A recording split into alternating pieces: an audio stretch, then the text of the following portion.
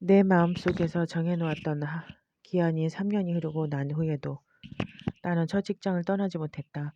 이직을 할 자신이 없으면서 그걸 인정하고 싶지 않아서 그 회사의 좋은 점들을 하나하나 꼽아보고 그곳에 남아있는 편을 택했다. 나는 변화를 싫어하는 사람이었고 불안정한 기능성보다 불행 속에서 익숙해지고 체념하는 편을 선호했다. 다들 이렇게 살잖아. 나 자신에게 그렇게 설득할 때 내 나이는 29이었고 너무 늦어버렸다. 는 생각을 자주 했다. 다른 삶을 추구하기에도 너무 늦어버렸고 진짜 삶이라는 것을 살아보기에도 너무 늦어버린 나이라고 확신했다.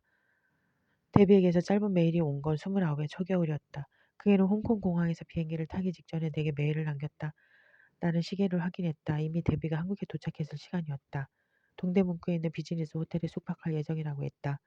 그애는 담담하게 자신이 지난 석 달 동안 겪은 일을 메일로 썼다. 아내가 죽었고 장례를 치렀고 함께 살던 집에서 이사를 나왔고 홍콩은 너무 좁은 곳이고 모든 것이 견딜 수 없다면서 아무 비행기표 하나 끊어놓고서 한국에 내가 살고 있다는 걸 떠올렸다고 했다. 내가 그 메일을 읽은 건 수요일 오전이었다. 나는 데뷔에게 회사에 가야 하니 가능하다면 내 회사가 있는 구로동으로 오라고 했다. 짧은 영어로 그 애가 겪은 일을 위로하는 문장을 써보려고 노력했지만 이메일에 며칠 쓴 말들이 가볍게만 느껴졌다.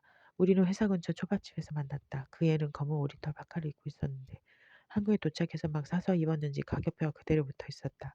너 이러고 다녔니? 나는 필통에서 커터칼을 꺼내서 가격표를 떼어주고 그 애와 마주보고 앉았다. 실내여서 공기가 따뜻한데도 그 애는 파카를 벗지 않았다. 한국 많이 춥지? 휴가는 며칠이나 받았어? 먹은 건 좀 있어? 무슨 말을 해야 할지 몰라서 나는 이런저런 질문을 던졌고 데비도 그 말은 얼굴로 애써 웃으며 내 말을 대답했다. 그 모습을 보고 있자니 이상하게도 목이 메었고 초밥이 나올 때쯤에는 눈물이 멈추지 않았다. 남이, 난 괜찮아. 정말 난 괜찮아. 오히려 데비가 나를 달래주었고 나는 내가 왜 그렇게 슬픈지 왜 눈물을 멈출 수 없는지 이해할 수 없었다. 데비는 행복해야 할 사람이었다. 그녀 또한 그래야 했다. 눈물을 닦고 데비를 바라보자 그 애가 말했다. 나는 아무것도 후회하지 않아. 운이 좋았지. 그녀와 만나고 사랑할 수 있었잖아. 그게 어떤 건지 태어나서 경험할 수 있었잖아. 어릴 때는 내가 왜 태어난지 이해할 수 없었어. 하지만 이제 그 이유를 알지. 이런 사랑을 경험해 보려고 태어났구나. 그걸 알게 됐으니 괜찮아. 나는 데비의 얼굴을 바라보며 조용히 고개를 끄덕였다. 그 말이 자기 위한 거짓이 아니라는 것을 나는 그의 얼굴을 보며 이해할 수 있었다. 예전의 나였다면 나이브하고 어리석은 생각이라고 속으로 비웃었을 말이었다. 그 말을 듣던 순간 나는 데비의 그 말을 온전히 받아들였다. 데비는 단순히 순진한 낭만주의자가 아니었다. 데비는 그 주 주말까지 서울에 머무르다 홍콩으로 들어갔다. 그 애는 영화 리뷰를 올리는 블로그를 제외하면 어떤 SNS도 하지 않았는데 30살 여름에 블로그의 문도 닫았다. 이제 우리는 서로의 생일에 메일을 주고받는 정도의 사이가 되었다. 38이 되던 해에 데비는 아내와 사별한 지 9년 만에 재혼을 했고 이듬해에 첫 아이를 낳았다. 36에 홍콩으로 출장을 갈 일이 있었다. 그때 나는 데비에게 연락하지 않았다. 내가 그의 일상에 놓고 하기에는 그애로부터 너무 멀어진 친구가 되었다는 생각이 들어서였다. 처음 가본 홍콩에서 나는 중경 상림에서 왕페이가 탔던 미드레벨 엘르 에스컬레이터도 타보고 천백밀에서 장만원가 여명이 좋아하던 등려고를 기념해 만든 카페에도 가봤다. 화양연화의 장만옥과 양조위가 식사를 같이 하던 골드핀치 레스토랑에도 갔다. 성월동화에 나온 빅토리아 파크에도 올라가 봤다. 그곳에서 홍콩의 야경을 바라보며 나는 그곳 어딘가에 있을 데뷔를 생각했다. 홍콩 영화에 빠져들었던 20대 초반 시절과 한때는 그저 미숙한 시절이라고 깎아내렸던 데뷔와의 여행이 떠올랐다.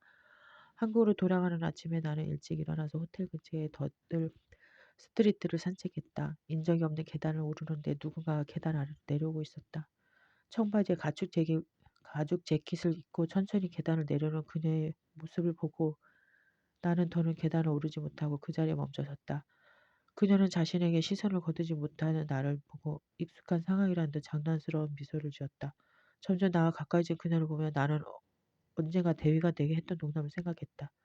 모르지 너도 언젠가 그녀를 보게 될지도. 모르지 너도 언젠가 그녀를 보게 될지도. 꿈결. 정민은 매일 꿈을 꿨다. 어두운 밤에 낯선 도시에서 길을 잃어버리는 꿈. 엘리베이터가 계속해서 추락하는 꿈, 강 건너편의 아름다운 성을 바라보면서 그곳으로 건너가지 못하는 꿈, 알지도 못하는 스페인어를 학생들에게 강의해야 하는 꿈, 결혼식이 시작되었는데 그제야 드레스를 고르며 조급해하는 꿈, 로켓을 타고 지구 궤도를 도는 꿈, 공중 화장실에 갔는데 변기가 모두 더럽거나 문이 달려있지 않아서 어디에도 들어갈 수 없는 꿈, 꿈에서는 늘 가는 장소가 있었다. 갈 때마다 외로웠던 친척의 집, 다니던 고등학교 교실과 급식실, 중학교 1학년 때의 교실과 중학교 근처의 골목길, 할머니, 할아버지와 함께 지냈던 복도식 아파트의 작은 방, 먼 미래에나 있을 법한 거대한 주상복합 건물도 항상 등장하는 장소였다. 그곳에서 자신이 사는 집을 계속해서 찾는 꿈이 잦았다. 꿈속에서 길을 잃어서 한참 헤매거나 고된 일들을 겪으면 일어나고 나서도 피곤했다. 암막 커튼은 모든 빛을 차단하고 기마개를 하고 최대한 편한 잠옷을 입고 잠을 자도 깊이 자지 못했다. 잠에서 깰 때면 영화를 보고 일어난 기분이 들었다. 마그네슘이 숙면에 좋다고 해서 먹어도 봤지만 별다른 소용이 없었고 운동 또한 도움이 되지 못했다. 어릴 때는 너무 깊이 잠들어서 문제였다. 너는 잘 때는 누가 업어가도 모르겠다니까. 정민은 어려서 그런 핀잔을 많이 들었다. 꿈에 잠식되는 잠을 자기 시작한 건 성인이 된 이유였다. 기질적으로 예민하기도 했지만 무슨 이유였는지 나이가 들수록 작은 스트레스에도 쉽게 지쳤다. 고양이 금덕이를 키우면서부터는 그의 작은 기척에도 마음이 쓰여 잠기가 밝아졌다. 정민은 금덕이와 15년을 함께 살았다. 금덕이는 정민의 얼굴 옆에서 같이 잠을 자곤 했다. 한밤에 문득 눈을 떠보면 몸을 동그랗게 말고 자고 있거나 우두커니 앉아서 자신을 바라보는 금덕이가 보였다. 정민아, 돌아가신 할아버지는 잠결에 종종 정민의 이름 불렀다. 창밖을 보고 있다가도 정민아, 싱크대 앞에 서 있다가도 정민아 하고 혼잣말을 했다. 할아버지 왜? 정민이 물어보면 아니야 라고 대답했다. 자신이 정민의 이름을 부른 사실조차 모르는 것처럼 보였다. 할아버지는 물리적으로 그곳에 있는 정민을 부르는 것이 아니었다. 금덕이가 세상을 떠난 지도 3년이 되었지만 정민은 자기도 모르게 금덕이의 이름을 부르곤 했다. 그런데 넌 왜 내 꿈에 나오지 않아? 어떻게 단 한 번도 나오지 않을 수 있어? 정민은 종종 금덕이를 원망하며 속으로 말했다. 금덕이만 그런 건 아니었다. 정민의 꿈에는 그리운 존재들이 나타나지 않았다. 돌아가신 할아버지도 오래전에 헤어진 윤희도 나오지 않았다. 꿈에 죽은 가족이나 반려동물이 나왔다고 정말 꿈 같지 않았다는 사람들의 이야기를 들을 때면 정민은 그들이 부러웠고 꿈이라도 좋으니 환상이라도 좋으니 단 한 번만이라도 그리운 존재들을 만나고 싶었다. 푹 자지는 못했지만 그래도 일상은 진행됐다. 정민에게는 일이 있었고 출근을 위해 매일 6시에 일어나야 했으니까 그런 규칙적인 일상에 자신을 살아가게 한다는 것은 정민은 알았다. 그런 강제가 있기에 삶이 돌아갔다. 휴일이 되면 아침에 눈을 뜨지 못하고 누워서 정신없는 꿈을 꿨으니까 일어나서 살아갈 하루에 대한 기대가 없어서 일어나는 일이 그렇게 어려운 것일지도 몰랐다. 언제까지 어린이집 일을 할 수 있을까? 처음 이 일을 시작했던 때가 엊그제 같은데 벌써 10년 차였다. 28에는 자신보다 10살 더 많은 선생님들이 정말 나이 든 사람들로 보였었는데 지금의 자신 또한 어린 선생님들에게 그렇게 보일 터였다. 10년은 더 많은 것들을 바꿔놓고 빠르게도 흘러갔다. 시간은 손끝으로 정민의 뺨을 때리며 약 올리듯이 지나갔다. 아프지는 않았지만 당황하지 않았다고 말할 수는 없었다.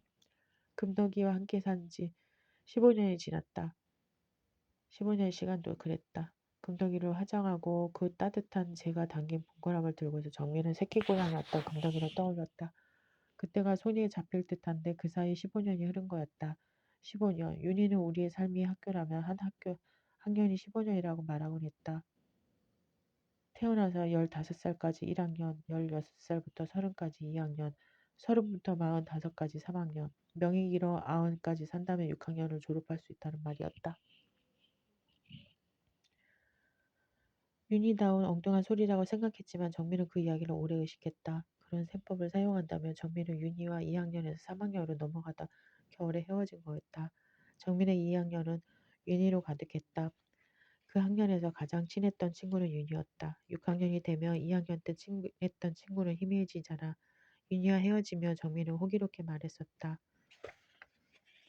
우리는 그저 함께 시절을 보낸 우리는 한 시절을 함께 보낸 친구였고 그 사실을 받아들여야 한다는 말이었다. 그것이 어떤 자만이었는지 정민은 이제 아프게 안다. 서른의 윤희는 호주로 이민을 갔고 이제 페이스북 친구조차도 아니었다. 그냥 한 번만 알아볼까? 지하철역 입구에서 윤희가 두 팔을 벌렸고 정민은 윤희의 품에 안겼다. 방수 처리된 외투가 까끌까끌했고 푹신했다. 슬프면서도 한편으로는 긴장이 풀리는 기분이었다. 처음으로 안아보는 것이지만 이 느낌을 알고 있다는 생각도 들었다. 안전하고 따뜻한 편안한 기분, 그런 상황에서 편안함을 느낀다는 것이 이해되지는 않았지만 그런 느낌이 들었다. 먼저 몸을 뗀 건 윤희였다. 윤희는 굳은 얼굴로 정민을 한참 바라보다가 지하철 입구 계단으로 내려갔다. 정민은 윤희의 뒷모습을 보지 않고 얼마 전 비가 축축 내려 축축하게 젖은 보도를 바라보며 걸음을 재촉했다. 그날 윤희는 정민에게 말했다. 우리 둘 다 우리를 위해 더 노력했어야 했다고 생각해. 정민은 윤희 말에 대답하지 않았다. 마음을 강요할 수는 없다고 생각하지만 넌 내게 솔직하지 못했어. 알아. 정민은 속으로 생각했다. 나는 너를 사랑했어. 내가 나를 좋아하지 않았다면 더 좋았을 텐데. 그랬다면 모든 게 수월했을 텐데 내가 너를 조금만 덜 사랑했더라면 우리는 이런 모습이 되지 않았을 거야. 후회할 일이라는 것을 몰랐던 건 아니었다. 하지만 자신이 없었다. 마치 그런 꿈을 꾸는 것 같았다. 춥고 배가 고픈데 눈앞에 있는 따뜻한 죽을 입에 댈 수조차 없는 꿈. 숟가락을 들고 죽을 떠서 입으로 옮겼는데 도무지 먹을 수가 없는 꿈. 몇 입이라도 먹고 싶은데 도무지 그럴 수가 없는 꿈. 정민은 윤희의 사랑을 받는 법을 알 수 없었다. 윤희가 자신을 좋아한다는 것을 확신한 순간 두려워졌다. 도망가야 했다. 20살부터 이어오던 윤희와의 관계를 망가뜨릴 수는 없었다. 나는 너도 나와 같은 마음이라고 생각해. 윤희 말에 정민은 고개를 저었다. 그런 적 없어. 그렇게 말한 자신의 얼굴을 바라보던 윤희의 표정을 정민은 기억한다. 정민은 윤희에게 숨길 수가 없었다. 최선을 다해서 자기 마음을 숨겨왔지만 윤희가 아무것도 모를 수는 없는 일이라는 걸 정민도 알고 있었다. 그렇게 거짓말하는 모습을 윤희는 실망스럽다는 듯이 바라봤다. 그리고 지금 정민은 윤희를 처음 만났던 세종문화회관 앞에 계단에 앉아있다. 윤희를 기다리고 있다. 헤어진 지 9년 만이다. 정민아, 윤희는 흰색 폴로 티셔츠에 베이지색 면바지를 입고 있다. 얼굴 살이 빠져서 예전보다는 날카로워 보였지만 웃을 때 입가에 주름이 지는 모습이 그런 날카로움을 지우는 듯하다. 왜 나를 이렇게 밝은 시간에 보자고 한 걸까? 햇빛이 너무 강해서 얼굴에 있는 모든 보기 안 좋은 것들이 드러나는데 내 흉터들, 주름들, 잡티들이 고스란히 드러나 보일 것 같은데 정민은 그런 이유로 윤희의 얼굴을 제대로 바라보지 못한다. 요즘 잠은 잘 자? 윤희가 묻는다. 9년 만에 보는데 꼭 최근에는 만났던 사람처럼 물어본다. 그렇게 답하고 나자 정민은 윤희와 떨어져 있던 시간이 실감나지 않는다. 우리 어디 그늘로 갈까? 여기 너무 밝아서 눈이 부셔. 정민의 말에 윤희가 고개를 젓는다. 그냥 여기 있자. 윤희가 그렇게 말하고 정민의 얼굴을 본다. 밝은 빛이 비치고 있다는 실감만 날 뿐이지 빛의 온도는 느껴지지 않는다. 지금이 가을인가? 정민의 질문에 윤희는 조용히 웃을 뿐이다. 우연이라도 마주치고 싶었지만 그럴 수 없단 걸 알았어. 우연이 계속된다는 건 가능한 일이 아니니까. 정민이 말한다. 20살 가을에 정민은 아버지가 베이시스트로 세션에 참여한 가수의 공연을 혼자 보러 갔다. 그때 옆자리에 앉아있던 사람이 윤희였다. 윤희의 아버지도 세션에 참여한 기타리스트였다. 각자의 아버지에게 인사를 하러 대기실에 갔고 그곳에서 정민은 윤희에게 처음 인사를 했다. 둘은 서로 이야기를 나누며 세종문화회관의 긴 계단을 내려왔다. 서로의 아버지가 얼마나 철이 없고 말썽을 부리는지에 대해서 하지만 얼마나 순수한 사람들인지 공연장에서 모습이 얼마나 보기 좋은지에 대해서 이야기했다. 정민이나 윤이나 다를 수 있는 악기가 없다는 말을 하며 웃었다. 둘은 동갑이었고 알고 보니 같은 동네에 살았다. 정민이나 윤이가 다른 날 공연을 보러 갔다면 둘은 애초에 만나지 않았을 것이다. 그날 같은 공연을 본 것이 첫 번째 우연이었다. 두 번째 우연은 윤희가 정민이 아르바이트하던 영화관에 새로운 아르바이트생으로 온 일이었다. 둘은 그 영화관이 없어지던 25살 될 때까지 같은 아르바이트를 하며 동네 친구로 지냈다. 둘 다 그 나이까지 휴학과 복학을 반복하며 대학을 다녔다는 공통점도 있었다. 무리하지 않는다면, 더 많은 것을 바라지 않는다면, 자기 감정을 잘 숨긴다면 윤희를 잃지 않을 수 있을 거라는 생각을 하며 정민은 마음을 다스렸다. 윤희의 인내심은 정민보다 강하지 못했다. 윤희는 정민이 자기 감정에 솔직하지 못한다면 정민을 친구로 만날 수 없다고 생각했다. 그때 정민은 흔들렸지만 이런 상황에서 윤희를 잊는 것이 윤희와 연인이 된 후에 서로에게 실망하며 상처있는 것보다 덜 아플 거라고 판단했다. 정민은 지금 곁에 앉아있는 윤희를 보며 생각한다. 너는 진짜였고 나는 그게 무서웠지. 내가 나를 좋아한다면, 내가 내 안에서 무언가 좋은 걸 본다면 그건 오해일 뿐이고 넌 내가 속았다는 걸 곧 알아차리게 될 거라고 생각했어. 그리고 떠날 거라고. 난 그거 견딜 수 없을 테고 정민은 속으로 말한다. 말도 안 되는 소리를 하고 있구나. 윤희가 정민의 마음을 듣기라도 한 것처럼 말한다. 그런데도 어쩐지 정민은 이런 상황이 이상하게는 느껴지지 않는다. 내 사랑은 나를 초라하게 했어. 너는 이 마음을 몰라. 정민은 고개를 숙이고 입을 열어 말한다. 나한테 그렇게 솔직하게 말했으면 좋았을 거야. 그렇다면 방법을 찾을 수 있었을 거야. 윤희가 조용하게 답한다. 후회하고 있어. 그렇게 말을 뱉고 나서 정민은 자신이 윤희에게 이런 말을 할 수 없는 사람이라는 생각을 한다. 이건 현실이 아니야. 지금 이건 꿈이구나. 정민의 말에 윤희가 엷게 웃는다. 내 꿈 아니야. 그래, 하긴 우리가 어떻게 만나. 정민은 윤희의 얼굴을 보며 웃는다. 둘은 소리내어 같이 웃는다. 너무 웃어서 정민은 꿈에 갈라진 틈으로 빠져나갈 뻔한 나 깨고 싶지 않다. 윤희가 걱정하지 말라는 듯이 정민을 바라보다 입을 연다. 우리는 내 꿈에서 자주 만났어. 알잖아. 꿈을 기억할지 말지는 너의 선택이었다는 거. 넌 깨어나기 전에 선택할 수 있었어. 그리고 매번 기억하지 않는 걸 선택했고, 그랬구나, 그랬어, 그랬던 것 같아. 응. 윤희는 정민의 얼굴을 바라보며 애써 웃어 보였다. 구체적으로 기억나는 건 아니었지만 꿈에서 유나를 만난 건 지금이 처음이 아니었다. 할아버지도 금덕이도 꿈에서 만났었다. 그 사실을 알아차린 순간은 정민은 이해했다. 의식적으로는 꿈에서라도 만나고 싶다고 생각했지만 더 깊은 마음속에서는 자신의 그런 식으로 위로받을 자격이 없다고 믿었다는 것을 너는 윤희가 슬픈 표정으로 말한다. 너는 너를 용서해야 돼. 정민이 고개를 끄덕인다. 이 꿈은 또 지워질까? 윤희의 질문에 정민은 답하지 못한다. 이제는 내 얼굴도 구체적으로 잘 떠오르지 않아. 화소가 낮은 사진처럼 뿌옇게 보여. 내 목소리도 아주 멀리서 들리는 소리처럼 기억돼. 정민이 말한다. 꿈처럼? 응, 꿈처럼. 그래도 사라지지 않아서 다행이네. 윤희는 그렇게 말하고 자리에서 일어나서 장난처럼 계단을 한 칸 한 칸 천천히 내려간다.